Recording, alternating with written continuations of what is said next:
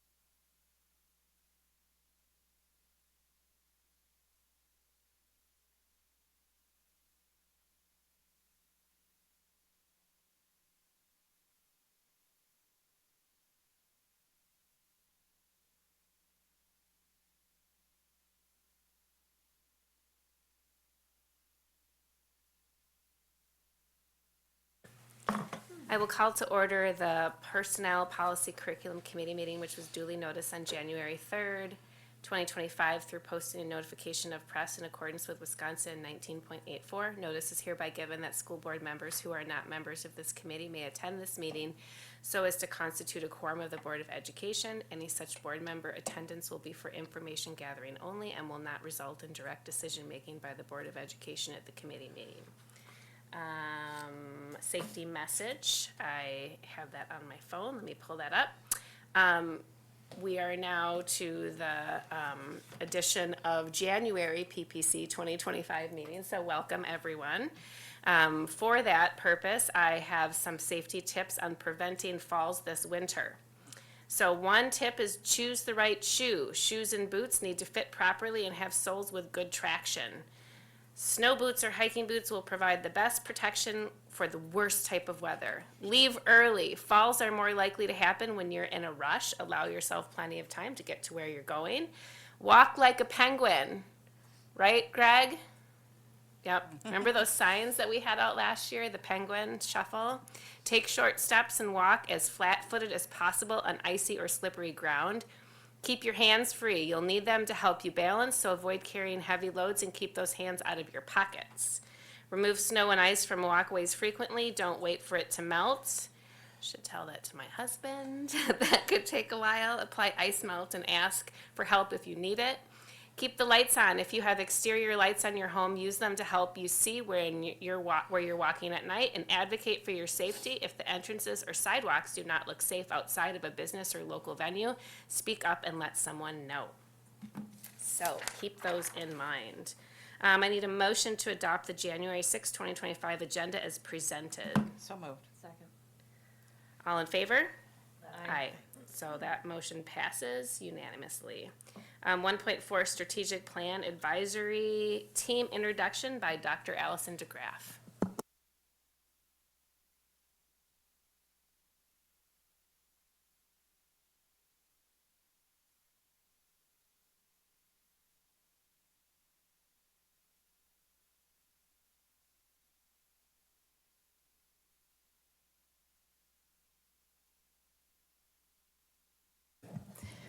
Good afternoon.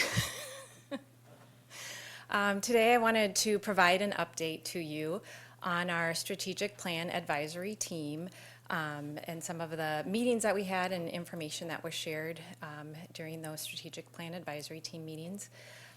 Also, a little bit of, why we decided to move forward with creating this opportunity with the strategic plan advisory. We had, staff and administrator survey feedback last year, and from some of that feedback that Superintendent Holtzman shared with the directors is that, some of our administrators and staff wanted more opportunities to give feedback around decisions in the district as well. And so as a result, this advisory team was able to, reflect information from the survey, wanting more opportunities for stakeholder feedback. So again, as part of those goals, one of the goals is in response to the survey, it allows more stakeholders to provide feedback as we discuss district level challenges and solutions. Also, we have looked at our data and discussed some of the challenges we see at the district in relationship to, where we are with student achievement and growth. And so we also want to have feedback from those stakeholders about, here's what we see as the problem at the district level. Is that the same thing you see at the building level? And how can we use that feedback to better refine the problem? Also then, working collaboratively together to what would some of those solutions be? We can create solutions at the district level, but is that manageable at the building and classroom level? So that feedback is important too. Also, having an advisory team like this offers additional leadership development opportunities for our current leaders and also for future leaders in our district too, to be able to be in a space where there's opportunities to talk about challenges and solutions. And also to experience what is system level decision making like, because in our roles we might have classroom and building level, but as you know, at the board level too, when you're talking about 20 different buildings and making decisions that need to meet, that we need to meet the needs of all 20 buildings, that's a little different and it's more challenging. So to feel, to have the opportunity and wrestle with what does that feel like and how can we continue to get better with that process. So who was a part of that advisory team? We had 2 different meetings in October and November. It included principals, assistant principals, coordinators from curriculum and instruction, as well as special ed and student services, academic learning coaches, and all of the directors were also involved. So what were the kind of the topic or focus? So we know that our overall district overarching goal is that we want all schools to meet expectations, that we want to move towards that. And so, and under that, we know that's very focused on literacy, math, and attendance. So in the 2 groups, the first group was a little bit more of a broad. So what do we think is preventing us from reaching this goal? What are some of the challenges we're having at the building level that's preventing us from increasing that student growth and achievement? So that first group was more of an opportunity to talk about that broad level challenges that they see. And at the director's level, we had that conversation and we saw what we feel were some of the challenges. And we did come up with kind of similar challenges that we saw in the district. And so that first group kind of looked at, well, really we see our data dropping the most in 5th and 6th grade and specifically in math. And so what's one way we can address that? Also that 8th to 9th grade transition too seems to be another area where we see more of a decrease in our student growth. And then we also talked about we have a higher number of students needing alternative services, so what is the root cause of that? And that's why we had that audit as well. So those were kind of the overarching topics. So the first group really helped us narrow it down into some of those more specific questions. So we brought in K-12 again, leaders from the buildings, and we put them into kind of 2 groups to focus on 2 different types of questions. One related more to the 5th and 6th grade transition, and how do we support those students to retain and build on their learning rather than having, a little bit of that learning loss. And then group B was more focused on 9-12 and reducing those number of students that are in alternative services. As well, or that we're seeing that decrease in some of those target group students. So those were the second group was divided into the two group with those two questions as the focus questions. And then that last question in bold is what helped us focus on the solutions, like what resources or tools are going to allow us to prioritize this need in our current system. So what did that process look like? So when we had the two groups together, and specifically the second group, when we narrowed it down and we had the two focus questions, again, in both of those opportunities, Superintendent Holtzman kind of gave the purpose and the why we were here. Chris also reviewed that alternative services audit, so we're all on the same page in understanding what information we gathered from that as well. And then we gave them an opportunity to, before we started brainstorming ideas on those questions, first we wanted to hear from them, what do you feel is working in the district that helps reduce, the number of students, that may be decreasing in their growth as they transition or that are in alternative services. So, we want to hear what do they feel is working. We want to keep doing those things. And then we moved into, we wanted them to brainstorm ideas around what do you think would, are the challenges that are created in your building that keep students from showing us that growth and achievement that we would like to see. So once they kind of brainstormed those ideas in those two groups, the two groups did share out. We had them create a visual of their ideas and kind of a flow chart, so they shared that with both the group A and B. And then once we determined what are some things that they think will help prevent or reduce those number of students that may be decreasing in some of that proficiency or not gaining the growth that they need, we know that there was a long list. I remember a board workshop that we did as well, and when we came up with what are some of the challenges in the district, it's a long list, and we can't do it all. So we kind of used an affinity process where they prioritized with dots. If we had to focus on 2 or 3 big ideas from each of these 2 questions, what would they be? So we prioritized what our focus was going to be, and then we talked about what would those solutions look like. What would they look like at the district level? What would they look like at the building level? Dan also did a little bit of a budget overview, and he talked about, we know the majority of our budget is focused on staffing, but with the additional areas of our budget, how do we, what do we have available as far as funding when we prioritize a need, and how could we address that funding towards helping the prioritized solutions and needs in the district? And then from there, we talked about here are possible solutions that you came up with. What are our next steps? Like, how do we take this solution and turn them into action steps? Because we can meet these 2 days, we can come up with lots of solutions, but if we don't have action steps and talk about what those next steps will be, it won't leave that room again. So I'm not going to go through all of these potential solutions, but again, these were some of the solutions that the group came up with. I will say something that came up in both group, and we were more focused on that academic growth piece, but both groups did still bring up their concern around social, emotional, and mental health of our students, and that is a big challenge as well. So we need to continue to make sure that we have discussions and address that as well. But these are some of the potential solutions. So there were some solutions that are a little bit more something that are short-term solutions. So for example, they really found it effective when we had an opportunity for our 5th and 6th and 8th and 9th grade teachers to meet this fall and talk about, what does literacy instruction look like in 6th grade? What does it look like in 5th grade?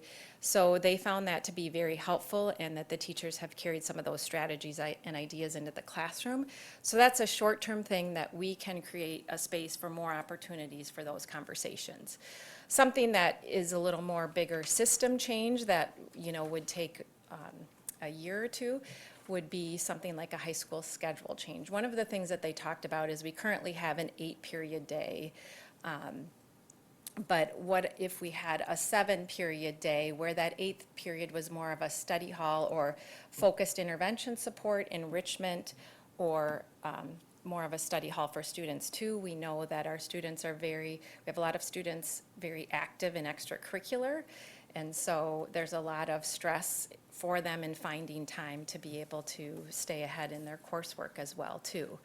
So again, these were just brainstorming ideas. They're, you know, we wanted them to feel safe. We wanted to feel like they could think outside the box, you know, without any barriers around that. And so these are all, you know, possible solutions that we have to prioritize and talk about what might work. You know, there are bigger things too in a system like they talked about. You know, we've been, you know, we went from a junior high to a middle school. Is there a difference in that, you know, in how our kids ready for high school at 9th grade?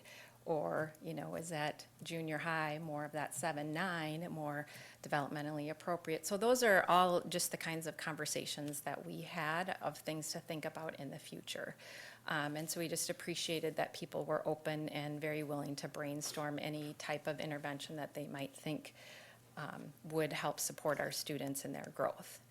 So what are those next steps as we talked about? So again, you know, we summarized what we talked about at the end of the meeting, but Superintendent Holtzman sent a follow-up email to both advisory teams that summarized what we talked about at the meeting, what we discussed as possible solutions, and then our next steps. Then the director team also met and with our superintendent, and we talked about, so with these solutions, you know, what are some of the next steps that we want to take? And we talked about bringing the two groups back together, bringing those groups back together and saying, here are some solutions you came up with and that we prioritized. Which ones do we maybe want to focus on and address in a 1-year plan, in a 2-year plan, and a 3-year plan? So kind of what's our timeline for those solutions to help us move forward with impacting student growth and achievement? And then, so we'll bring those two groups back together, share out that timeline with leaders, and then provide those updates on next steps to, you know, the board as well. What I also wanted to share, I'm not going to go through this, but we did do an exit survey with both groups as well. So what did they feel went well in the process? So I pulled several comments and themes that I saw from what they feel went well in the process. And then also we asked the question, what ideas do you have for improvement if we use this process again? And so they also provided some helpful feedback. And one of the pieces of feedback too that they talked about is maybe bringing some teachers in too. And we would agree with that. We felt like we wanted to talk or start with the advisory team with administrators and some school leaders. And get that feedback, and then eventually, you know, when we get into more of the really specific details of those solutions, might be a time when we bring some of our teachers in as well. So that's kind of an overview of the strategic plan advisory team that of stakeholders that was very helpful in identifying and refining the problem and coming up with some solutions and next steps. So any questions? Thank you. So thank you for this. I'm a little fuzzy about, you said there weren't teachers involved at all in this, or were there teachers that were part of the focus questions? Sure. At this time, we decided to, that's kind of our next step. So at this time, we had principals, assistant principals, coordinators, academic learning coaches, and directors to start with the advisory team. And so that's who the two first groups were. And then as we have identified some of those solutions and we want to narrow down, that's where we talked about the next step of bringing in teachers as well. Okay.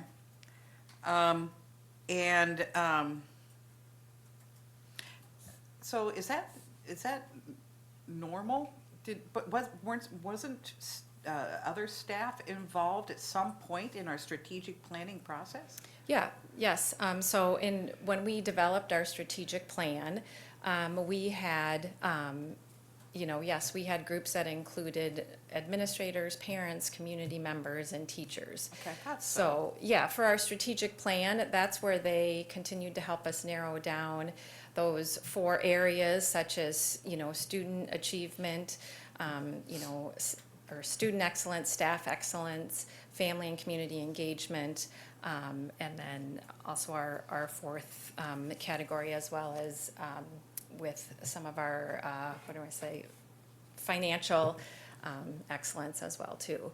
So this was now really narrowing down and trying to figure out, you know, as we look at our state report card, as we look at our forward data, as we look at all of those pieces of data, you know, how can we continue to help narrow down and refine what that problem is and really target that problem. So I think the strategic advisory, or the strategic planning committee, so maybe it's because of the word strategic plan Okay. that makes that confusing. But so this is, we probably use those same words, but different purpose. I see, okay. And so so you have a slide here that says action steps and potential solution, and then subheading potential solutions. And so am I right that the action steps are you're working on a timeline for the action Yes. steps? Yeah, so Yep. the action steps, so this list that starts with AVID 6 through 12, right now is just an idea. None of Yes. these have been put in, you know, No. you haven't decided yet which Correct. ones we're going to target? Correct. Okay. And the group that came up with the potential solutions, was that part of the strategic planning group, or was that advisory group? Advisory group, the Okay. one that we just had. Okay. And,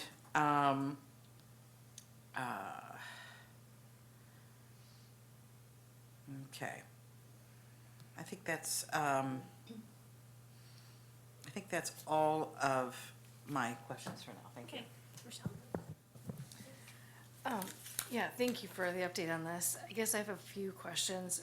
How hard would it be to, I mean, I feel like the people in the advisory group, if they knew what was wrong, it would have been being worked on before. Is it possible to get, one of the ideas is bring in a what does good look like district, and, you know, what are they doing? Because I don't think we have all the answers in this district. We have a lot of smart people, but they would have been doing it. So can we, I don't know that we want to hire consultants or anything, but how can we learn from others and not just try to make up the solution within our own people? Is that possible? Because I also want this rushed, like this has to be fixed. Right. We've been talking about it for so many years, and we just keep, that's why let's stop spinning internally. It's good to brainstorm, I really want teachers involved too, but I think we gotta pull in what does good look like, or figure that out from somebody, like an outside entity. Yeah, and that's something we're talking about as well, and our superintendent has been working on as well. So I think, yes, I agree that, you know, this is something that, you know, as we develop solutions, that we want them to be sooner than later. I think some of those solutions can happen faster than others, so that part takes time. I think, you know, yes, we can have solutions and we can brainstorm those at the building level. Sometimes I think, you know, we just need to continue to provide the time and space to have more of those at a, you know, not just their building level, but that was part of the purpose of it, was bringing multiple buildings together to see what, you know, what are some possible solutions when we think about the system and all of our buildings together. Something might be working in one building that somebody else hasn't shared that they can bring to the table. And so really bringing a lot of, you know, we do have a lot of knowledge and a lot of smart people in the district, that when we put all of those people together in one room, that we can maybe come up with a better solution than we can For sure. when we're just isolated in just a director group or just a principal group or on our own. For sure. I just think this has to go fast, and we would benefit from researching what other successful districts do and stop you know, as well as an input of what this advisory group is doing. But I can't stress how fast I feel like this needs to go. It can't be like, you know, it's gotta be priority every meeting, every time, and that's what we're gonna have to answer to. So I hope that we can get something more on that. I know the superintendent's evaluation includes these three buckets, our administrators, I've never seen what, you know, like what is the director measured on, for their performance reviews? I've never seen that to my knowledge, and, I know we got rid of SIPs, right? We have DIPs, we don't have SIPs anymore. Okay. I guess I would like a copy of what are the directors and administrators measured on for, you know, when their performance reviews, and then what is maybe if we have the district improvement plan, I just am not recalling seeing it recently, but it's kind of a lot. I want it done fast, I want us to have external inputs, and I wanna know that everybody's measured on it, because what gets measured gets done. I guess I could acknowledge, each building has a building improvement plan, and so we have like school-wide improvement plans. We could show you by building what that looks like, and the principals are the ones who manage and put the details behind that, so that's definitely something that, you know, we can work through. All of our administrators work through what we call Frontline, and we use administrative standards. So Frontline is our own, I don't know, it's not our own, it's a universal, I guess, administrative tool. So all of our administrators are reviewed based on Frontline, which identifies, for the most part, the 6 administrative standards across Wisconsin that kind of looks at those priorities. But there's goals individually that they put within there, and those goals from, you know, the administrators align to their SIPs, their, you know, school improvement plans. So, you know, we have, each building principal has a building improvement plan, and they're responsible for the results of those. If that makes sense. So the district improvement plan is a direct drop down to school improvement plans, and what the administrators are at each school are measured against, right? Yeah, so, you know, Allison could probably speak specifically to 2 to 3% growth within their, you know, achievement, but, I mean, the district goal, you know, is our district will meet or exceed expectations on the school report card, and then we're gonna improve in reading, math, and attendance. Those reading, math, and attendance are all funneled into each one of those building goals. And each building's a little bit different because their scores are a little bit different, but that's the measure of which they're working within each building then, and working within each department in each building in order to improve that. Okay, so I guess, yeah, I just really think before we go too much further, please get input from what does good look like from higher performing districts, maybe not even just one, get a couple, like, how much time do you spend, you know, working on, you know, what do your school plans look like? What does your district plan look like? How is everybody driving towards that same place? Instead of just spending another year internal only. I mean, you've got a lot of connections, you've gotta be able to, you know what I mean? So I may as well leverage it.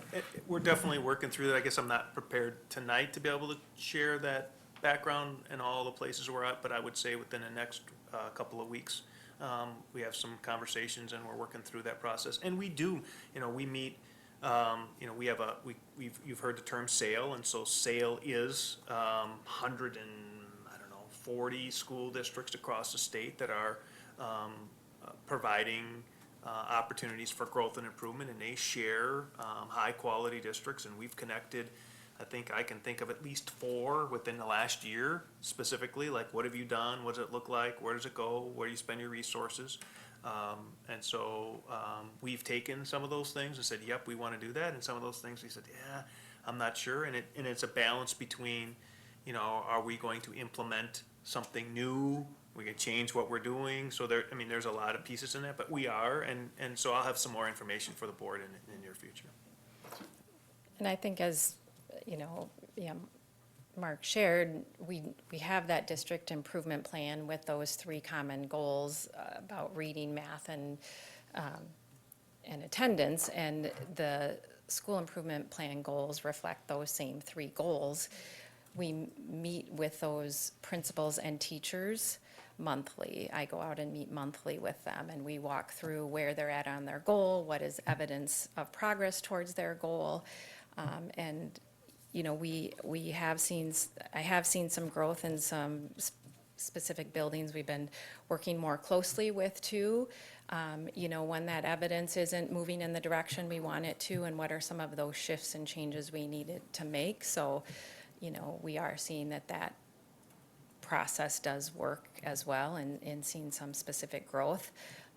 And, you know, in our network as well, having conversations, you're right, with lots of districts. I have a lot of opportunities to do that again on Friday. I meet with all the curriculum directors in the I-90 area, you know, and so we're sharing practices as well. So, you know, we also have tools from our state report card that help us identify what districts have similar demographics, you know, so size, demographics, but maybe have a higher report card score. So we have spent a lot of time sorting that data to identify who those schools are. And so we definitely have that information and have been using the tools to help us identify what are those other districts that we can continue to reach out to as well. And also, as you mentioned, you know, different opportunities for, you know, we already work with Solution Tree a little bit this year, that they're coming in and coaching some buildings, specifically working with principals and teachers, you know, on supporting students in interventions as well. So, you know, we put that in place right at the start of this school year as well. So that's a person from the outside who's giving us feedback, who works with schools nationally. And so she can tell us what she's seen in successful schools, not just in Wisconsin, but across the nation. So we've been able to take those ideas as well and implement them, so. Sorry, Liz, I thought of one more question. How soon can we see a timeline and actions and like progress and report out communication Sure. plan, that kind of thing? You know, I mean, there are things that, you know, we can share in the next few weeks. So, yeah.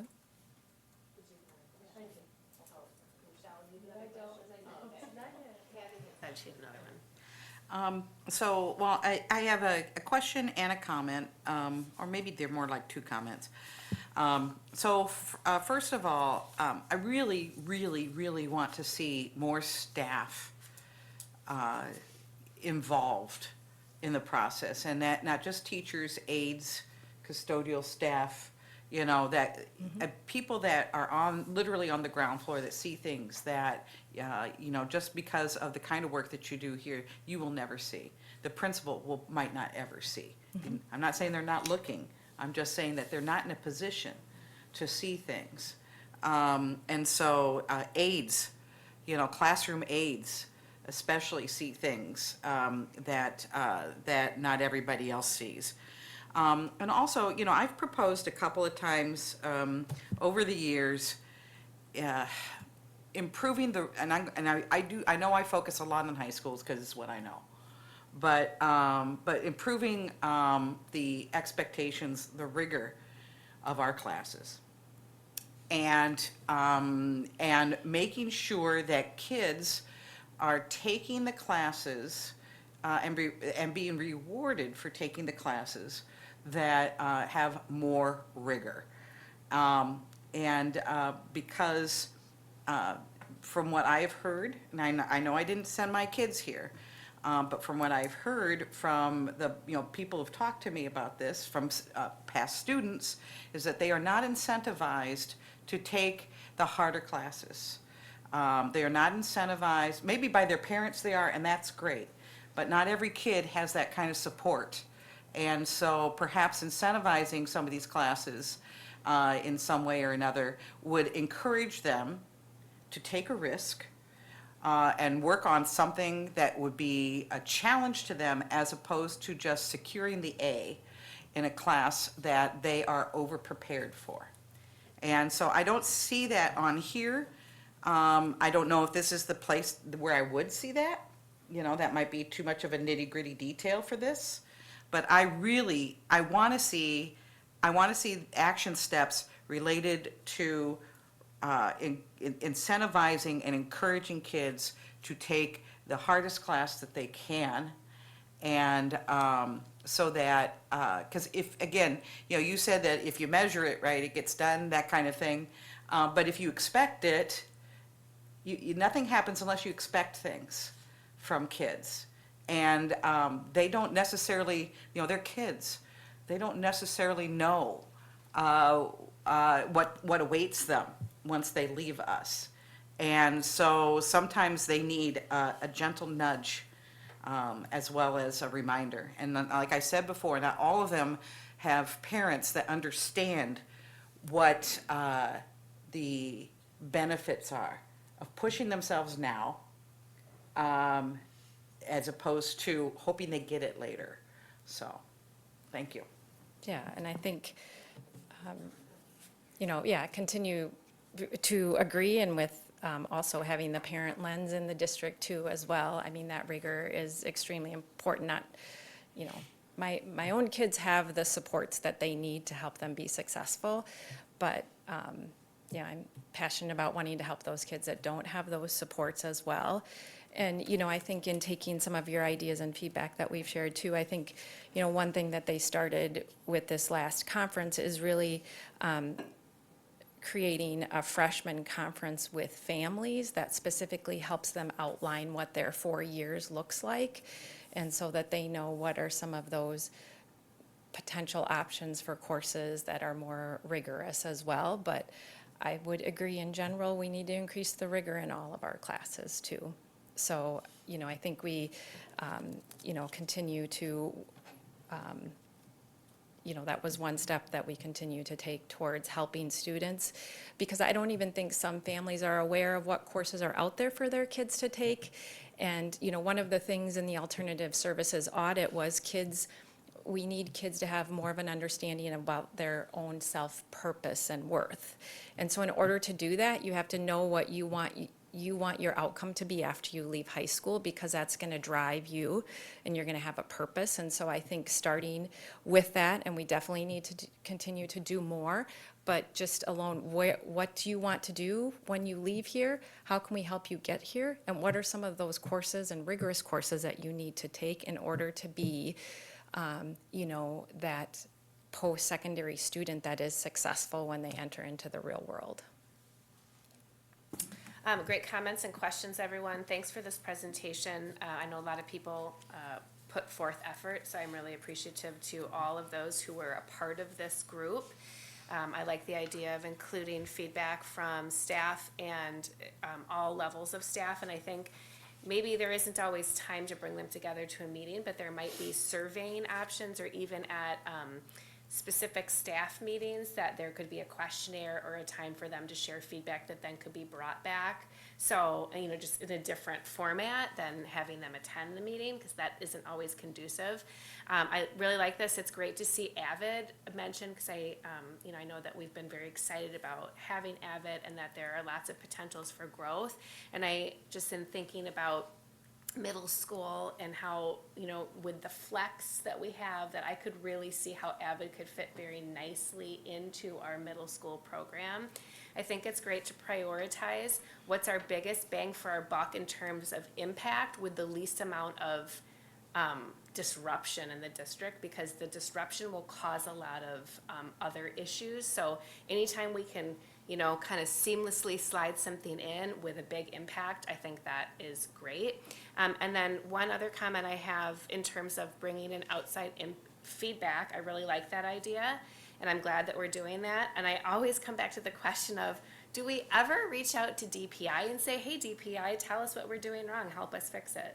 Yes. Okay. We have, and we actually, you know, from CISA and DPI had meetings as well. Great. So to get their Yeah, feedback. because if you have a boss who is supervising you and says, okay, these are the areas where you need to grow, but then they're not telling you how to do that, that's problematic. So in many ways, they're supervising our, progress, and we, need support if they're saying that there are areas that we could improve. So thank you very much for putting this presentation together. I am excited to hear updates down the road with feedback that you will have from the further work you're doing. Thank you very much. Are there any other questions? Okay, all right. All right, everyone, let's move on to 1.5, discussion of draft Neola policy, PO 7547, electronic communications between staff and students. Mr. Gardner, thank you so much. Good evening. What you have in front of you is, I'll go over just the main points tonight, but you have a draft policy that we put together after contacting, much like Dr. DeGraff mentioned, she's got her I-90 group, I've got our Dane County group, so we reach out to them to see what other districts are doing. We reached out to the DPI, and as a result, we put together this policy that addresses essentially staff-student electronic communication. We also vetted this through our legal team and through Scott Brown, through Neola. He actually liked this policy so much. If you look at the first page, you'll see the status. It's a district custom. That means Neola doesn't have a policy like this, and he wanted to adopt something like that. So that's why it says district custom draft, because it's our own policy that we would, if the board chooses, would put in place. But essentially, what we're going to do tonight is just go over the main points. But per the board request, we hit the major emphases on general standards and purpose. So essentially, we're looking to make sure that our communications between staff and students are respectful, appropriate, both in timing and in manner, and then consistent with a staff member's role and responsibilities as a teacher, a paraprofessional, coach, you name it, as we move forward. So the electronic communication guidelines is another main point. Chris Mendenwalt, Superintendent Holzman, has directed us to kind of look for a common tool that we can use for our staff-student communications, and Chris Mendenwalt has been working with several people, including Brian Erskine and Jim McLaury, to look at a common tool that we can utilize for us, for communication purposes via text or calls, and we're looking at that. That's coming down the line. But essentially, it names district-approved communication tool. So that's what we would call, whatever tool we decide it is, which we haven't yet decided, would be. It would not be a personal cell phone. It would not include any of that. The communication, the content would be able to be recorded. It would be archived. It would be traceable, essentially. It would not be a personal property of anyone. It would be district property, and if there were any issues, we'd be able to archive that and research it, investigate it, like we do with our Gmail at times if as necessary. It focuses on staff avoiding disclosing personally identifiable information through personal accounts. It talks about maintaining the focus on educational matters and professional boundaries. Prohibited contents, we can assume what we know those are. It outlines that in the policy as well. Non-district relationships. So many of our teachers and staff members have kids in the district who have friends, and we're teachers or paraprofessionals of kids with friends and all of that. So it does talk about that kind of relationship. So if you're friends, great friends with your teacher next door and they have kids, you're going to talk about things outside of the district, even though your role as a teacher is there. It excludes that component of it because that is a different type of relationship. So it defines those things. And then it also defines, outlines kind of reports, complaints, and concerns. If this happens, then what? If a teacher does use communications outside the appropriate guidelines, what happens? It outlines what happens in terms of consequences or investigation. If a student reaches out to a teacher or a staff member using a personal cell phone or inappropriate guidelines, it also outlines what to do then. It gives staff a mechanism for that, so we can address that as necessary. And then it talks about a bit of additional guidelines in terms of social media and staff posting on social media, reviewing their privacy on their accounts, you name it. It also then talks about what staff should and shouldn't do when they're posting, like consider appropriate communication, what time they should communicate, all of those different things. It outlines it in the policy for you. So this is our first kind of draft. I'm open to questions. There is some cross-referencing of policies within here. There is one section that we still have yet to do. That's why it's a very much a draft policy for you. And I can't remember what page that would, that's under the violations part, number 1. So we just have one piece that we have to cross-reference, but other than that, I'm working with Scott Brown on that to finish up. Any questions? Two questions. Do you think it's worth, it's sad we even have to have this, but I totally get it. Do you think it's worth, that we should define staff, like it includes coaches? I mean, like, is it anybody employed? Is it anybody working with the students? So in our other policies, we define what staff groups are and what that means, but we can add that. And Yeah, staff maybe- meaning anyone employed by the district or Employed by, not- under the not even direction just of volunteers. district. What about If that's something volunteers that, with the district? I don't know. I don't know. She said about volunteers with the district. Yeah, A little tricky. Cause we always have parents in there or whatever, and just something that we should cover ourselves. yeah. We can look at that for sure. And when I think staff, in general, I think of someone who has signed some kind of an agreement for the district. And when I think of volunteer, like if we have a volunteer advisor or coach, they've signed an agreement with the district, as opposed to I'm the one-day volunteer Right. where I'm not. So I think in general, it's a good point. We'll have to just kind of make sure that I mean, the other part of the reality is that, our employees are responsible for reviewing and we'll share with them our board policies, but like they don't live by the policy. You know what I mean? There's hundreds of policies of which our employees don't know all of them. But in this case, you know, we would, first we have employees that they have to, read and then sign that they've read, our policy and our practice specifically on staff-student communication. So that's new this year or last year, I think it's this year. Yes. So this then would follow that to kind of like augment what we currently have in place. So I think the wordsmithing, I think, is worthwhile, and we could ask a little bit about the difference between staff and employee and volunteer. agree with But people, I, yeah. I think, yes, Okay. we just ought to make sure that people are aware of who it works through. Yep, and that is my second question is, I think everybody should have to sign and acknowledge Yes. this, like tomorrow, or, after it's approved by the full board. Yeah. And I mean, you could route it, for electronic signature or whatever, but I'm sure through some That's HRs. exactly, yeah, We'll do sorry. that? Okay, no, Yeah, good. that's exactly what we do when Superintendent Holzman talked about the policies. Yeah. Every year, we have what we call mandatory videos. Yeah. But in there also, we have mandatory policies that everyone has to read. Right. This particular policy, if it comes to fruition, we would probably highlight that for every building to go over, the principals to go over, and manager to go over with their staff so that they're aware. Right, and relaunch that a new exists, yes. electronically signed, like immediate, so. Yes. Not when you wait until onboarding in August. Right. That's all, thank you. This is really long overdue. And I guess I didn't even realize that, I mean, we had some policies in place, but I did not realize that it was kind of a hodgepodge of ths and not as declarative as this.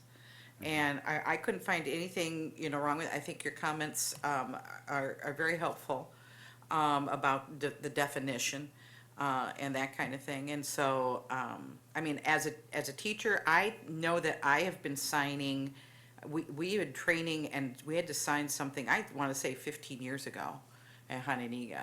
And I mean, like, I never, I got friend requests from students all the time.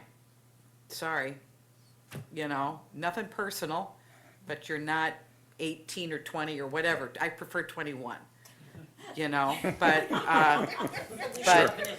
that's right, But anyway, no, I appreciate this a lot, and I thank you very much, and I hope it passes, but I think it will. Thank you. I tasked you with coming up with something, and this was really something, and I'm really grateful for it. And I hope that Neola puts this through, because I think it is unfortunate. I've done a lot of research into this topic, and over the years, districts have just had to figure things out because they didn't have the tools. There was an understanding, but some of these things weren't clearly spelled out, and we've had to go there. I'm grateful that we have it, and I look forward to a speedy process. So we're not voting. What are the next steps with this? So the next steps, we'll do exactly what we talked about, a little bit of wordsmithing. I'll go back to Scott Brown to say, hey, do you have a recommendation for different wording than staff, or how do you help us understand that better in the policy? Then what we would probably do is bring that forward again to PPC for the first reading, and then it would go to the board. Okay, Good. Yeah. all right. All right, Okay. thank you. We bet. appreciate it. Thanks. All right, 1.6, benefits up. Jamie Brown.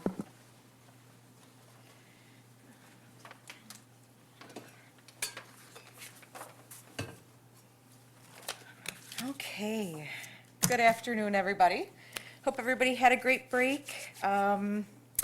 First of the year has passed, and so generally that prompts the benefits department to start doing reporting. And with reporting is also renewal.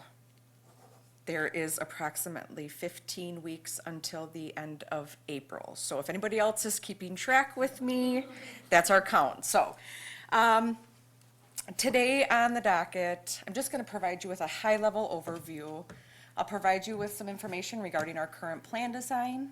I'll go over what our current medical ratio is, quarter plan 1 update, and then what we've been looking at for renewal for 25-26.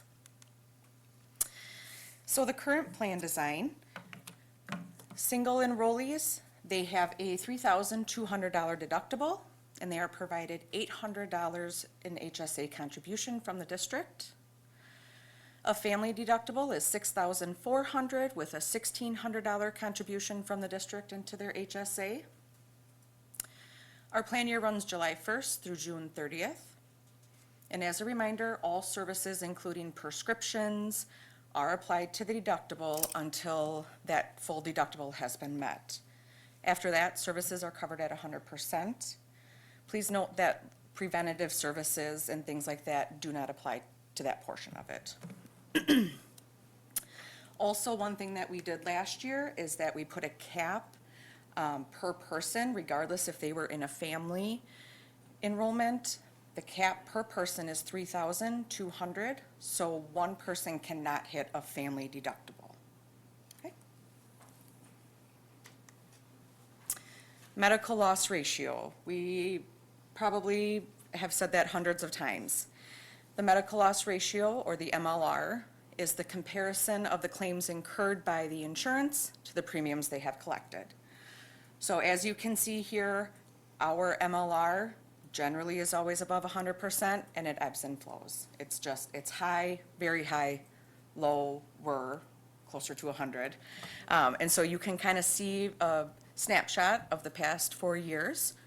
Currently, in quarter 1, Mercy is reporting a 91% medical loss ratio, and Dean is reporting a 107% loss ratio. And so those, when I say quarter, I mean July 1 through July 1 through September 30th. Okay? Can I ask a quick question? Absolutely. So for the MLR, when we're seeing 91%, that's lower, so that's good. And the hope then is by seeing a lower MLR, now obviously we're only halfway through the year. Well, That's only a quarter. this is Quarter of the only a year. quarter. Okay, a yes. quarter, okay, so we're not where we are now, this is okay, you're right. But the hope then would be that maybe the increase would be not so substantial. We see such big increases because there's been such a high MLR, and those companies are trying to make back the losses that they incurred. That okay. is correct, All right, yes. thank So, for example, if you look at the top line under Mercy, for every dollar that we paid Mercy in 2021, they paid $1.82 in care. Okay, so I am going to provide some statistics that I received from Dean and Mercy. So on a quarterly, sometimes semi-annual basis, Dean and Mercy provide us with reporting, and they provide all sorts of different statistics. I really want to just be careful before we delve into this information. This is just a snapshot in time, okay? Whatever day they ran this report, that is the information that they are sharing with us. 2, this information came directly from the carrier. So I wanted to share with you what they're looking at, which is what we are looking at for renewal, okay? And then finally, Mercy and Dean do not supply me with the same pieces of information. I get interesting information from Dean, for example, about how many people have had an e-visit that quarter. I don't receive any of that information from Mercy. So there are some things that I receive from one, but not the other. So they won't match up when we're comparing Mercy and Dean, okay? So with Mercy, we'll start there. Their current enrollment is 778 employees. For the first quarter, they had just over $2.4 million in spend, which can include preventative care, and 10% of their cost is on prescriptions. And so they kind of provide us with this neat little graph, and it tells us where our employees are at that moment. So what percentage have met a 0? We have 6% of them who have not had any out-of-pocket.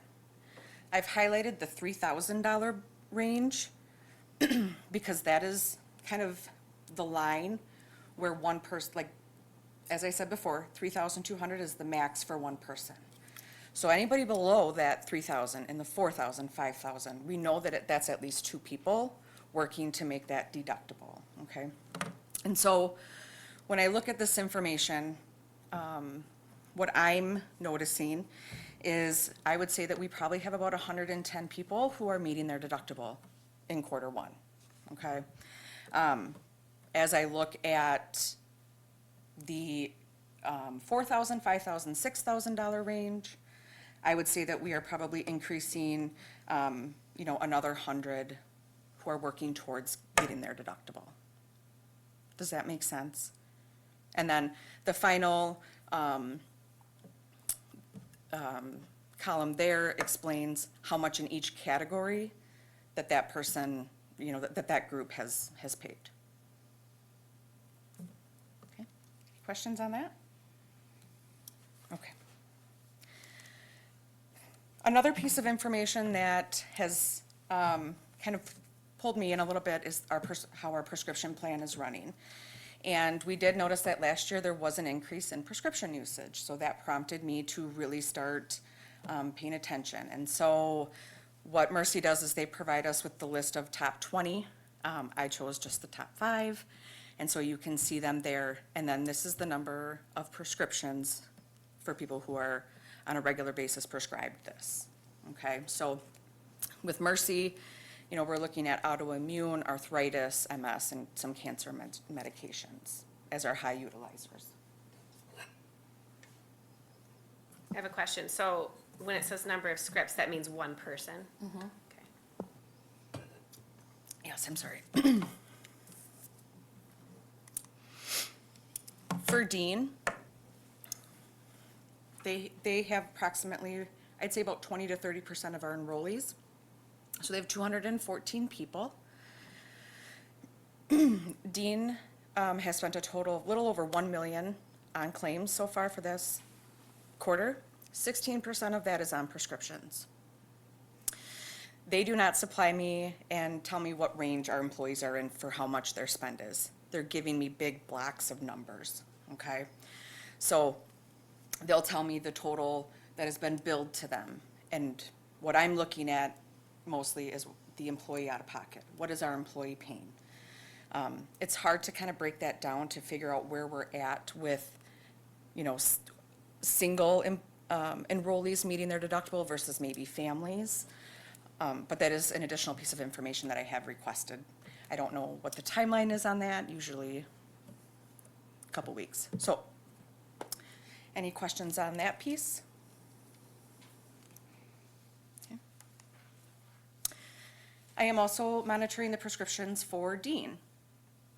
And again, their prescriptions, they tend to run a little bit higher as for the number of scripts. And so, as you can see, there's some diabetes medications that are prescribed on there.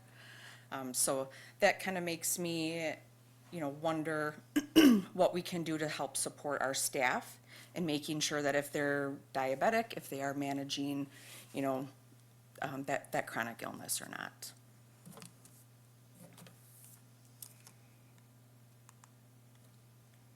Okay. Is there any questions on the stats from Mercy or Dean? I just think it's interesting if you compare the two prescriptions with Mercy and Dean, because I was going like this with them, that they're basically two different categories of groups of people. I mean, Yes. there's not a crossover between the prescriptions on Mercy, which you would think logically there would be, but they're not.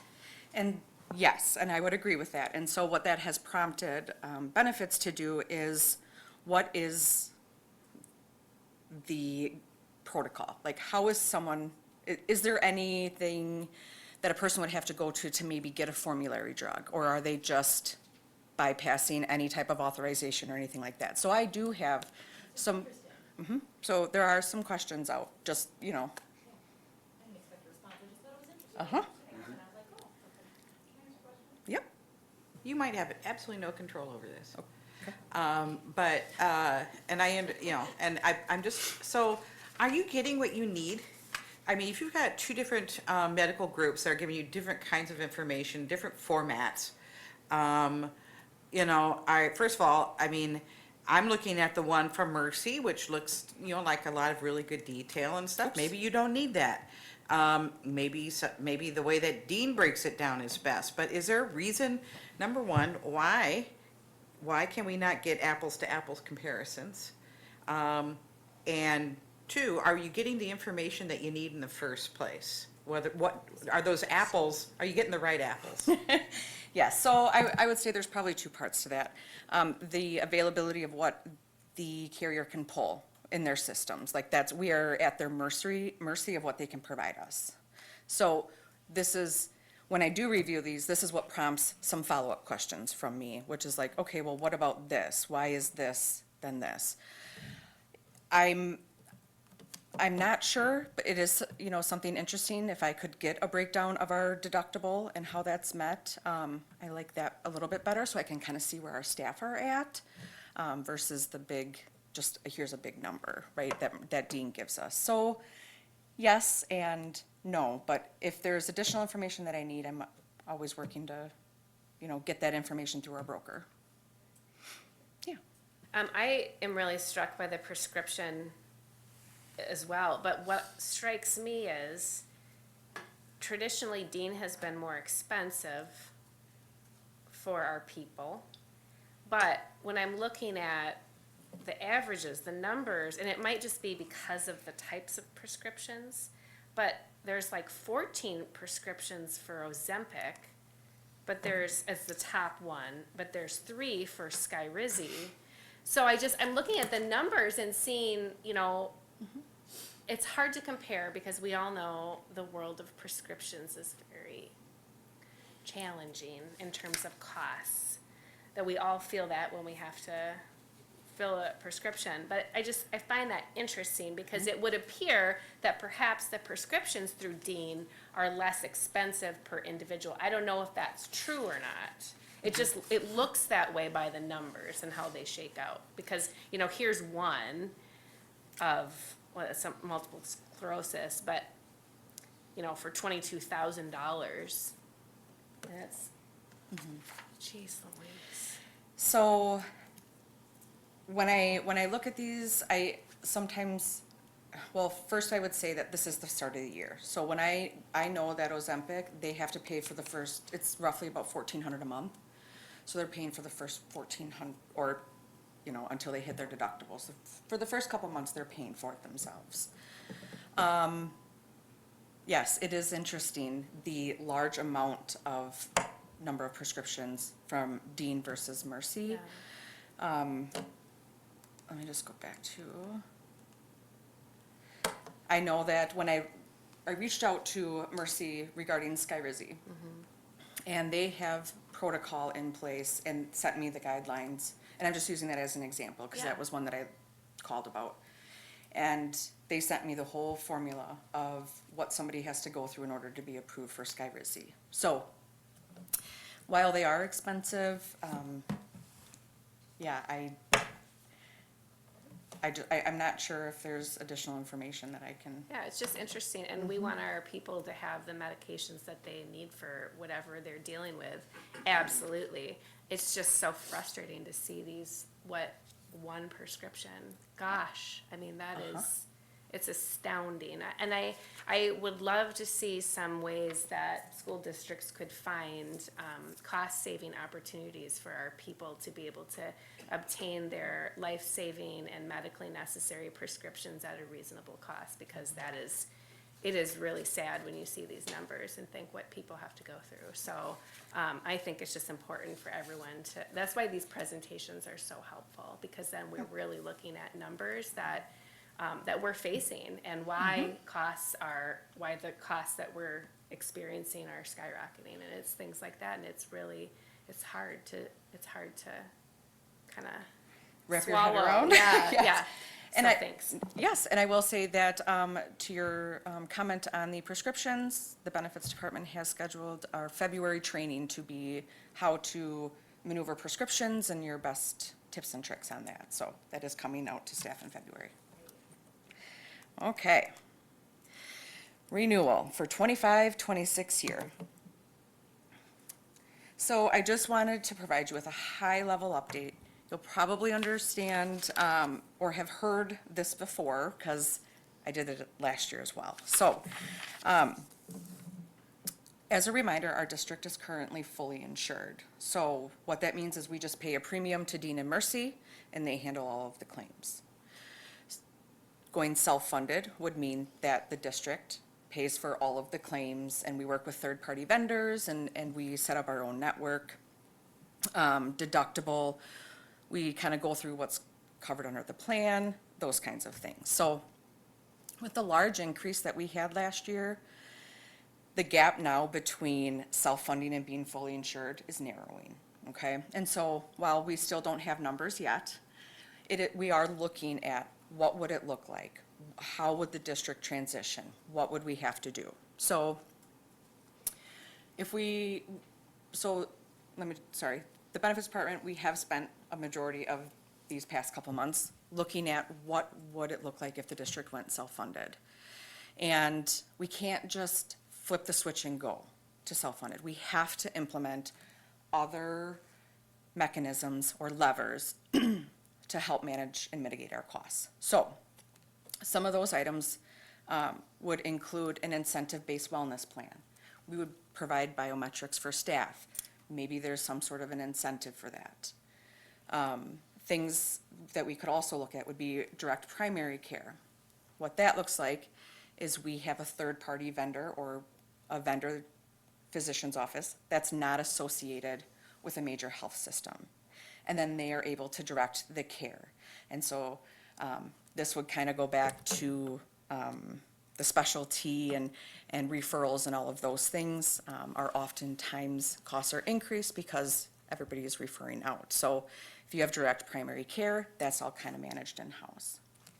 Chronic management condition would be another option that we could look at. That would be an integrated care approach to managing diabetes, hypertension, making sure that staff members are, compliant on their care and what they need to maintain and be healthy. We could look at a pharmacy benefit manager. This would be where they would implement rules and regulations on specific medications, such as formulary versus non-formulary, those kinds of things, and help us implement and put things in place. For maybe there are prior authorizations that are required for certain medications, such as, Ozempic or anything like that. And then another option that we can look at is care navigation, which would be helping and assisting employees to find high quality but the lowest cost facility. So what I mean by that is if you are told that you need a hip replacement and your choices are hospital A, B, and C, and A charges 20,000, and B charges 15, and C charges 30,000. We're gonna try and steer you towards B because it's the same quality of care, but there's such a price difference between the other facilities around, that it would just be beneficial to, use a lower cost facility. Okay. Any questions on self-funding? Yep. I'm sorry, you probably No, explained this, but I that's was writing down some notes. So the list of items you just mentioned, from incentive-based wellness to care navigation, those are the things that would be components of a self-funded plan? Could be. Could be. Could be. I see. Yes, I just So- want to be very clear on that. These are just options that we are looking at to help with going to self-funding. These are not the kinds of things that we could, that you can ever do if you're going fully insured. All of these things are covered by whoever we're fully insured by. Except for the incentive-based wellness program, all of the other options, I would say, are more out of our control. Okay. Okay. Question, I remember when I first started, I think we were self-funded Yes. back then. Yes. And we were going through a wellness program, and we were collecting data, biometric data. And there was a lot of staff that was very resistant to that because they weren't sure how it was going to be used and whether or not it was going to be secured and all sorts of things. And is that still a problem? Where would that information, let's say we impose, let's say that we start an incentive-based wellness program and we collect biometrics, where does that info go? So what would happen, and again, I don't want to state that it would be exactly how I'm going to say it, but generally speaking, we would work with a vendor to come in, have all the biometrics done.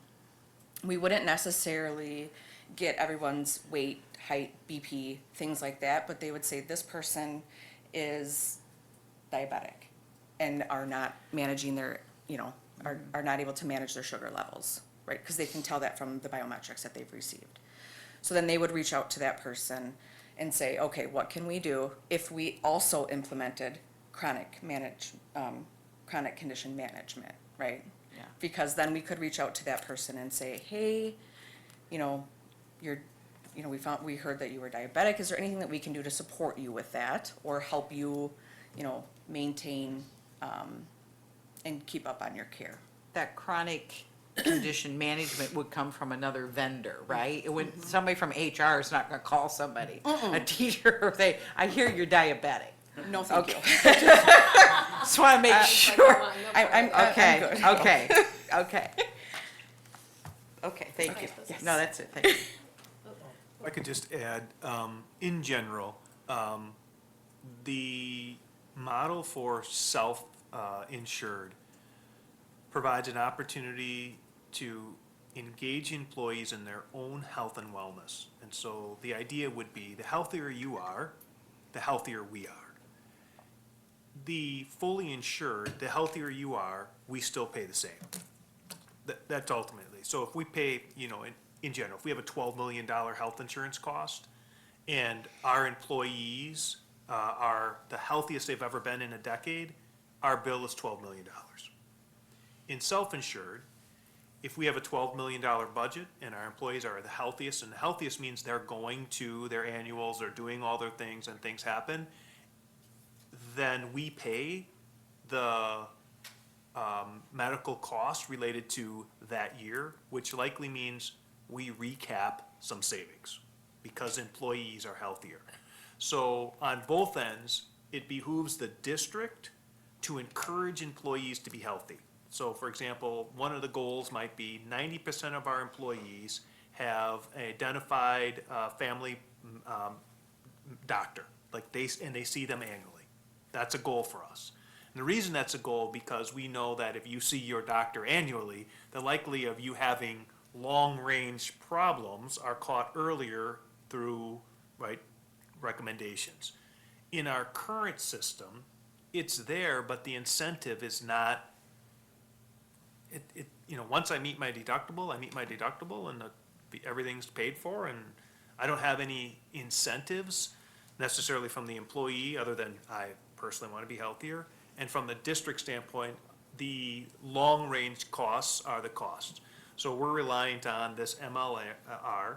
We have conversations regularly about, well, is that actually what they're paying, or is that like the bill pay and not the discounted pay, right? It's like the MSRP on your vehicle. Is that actually what it costs, or is it? And so there's a lot of that maneuvering, whereas when we're self-funded, then we obviously know what we're paying. On the flip side, there's risk, and the risk involved is on July 1, we could have $1 million claim. And so we are responsible for paying, now, again, we have some cost measures, but we're responsible on July 1 for $1 million claim, and we're hoping that the whole system is $12 million. Not like we're not in the hole, but we're worried about that over the course of the year. And so those are why you need other, we call them levers or mechanisms. So we have to do a 3-year plan in order to decide if this is something moving forward. But overall, historically, our district it would not be advantageous for us because, recently, in the last 5 years, because of the cost measures that had been put in place. Those are removed, those caps. And so now we're closer to being able to make that as an option, and I'm not sure, unless we can continue to get in the future caps from Dean and Mercy to say we will not increase your, and I'm not sure we're gonna get those. Then that's something that we're exploring, but again, I think to her point, we're not going to go to self-funded on July 1. It's going to be a 2 or 3 year process to implement some of those things. One of those likely would be like a near-site clinic, a place that we would encourage employees to go that would not incur their deductible for general things, ear infection, those kind of, do I have strep? And I can go there, and my family can go there for free, as opposed to going to a different place, and we manage that. So those are some of the things that we're talking about, but, we're also, the reason why it's a challenge is because, A, we're reliant on the information that we get. We're giving you information that was through September, right? And so we don't have as much control as we'd like. I think that's a fair statement. And then B is that there is a risk. And the risk is whatever the cost of the employee's health is what you pay. So we want to make sure that if we do move in that direction, we're correct on the model, and we can provide a robust health insurance for our employees.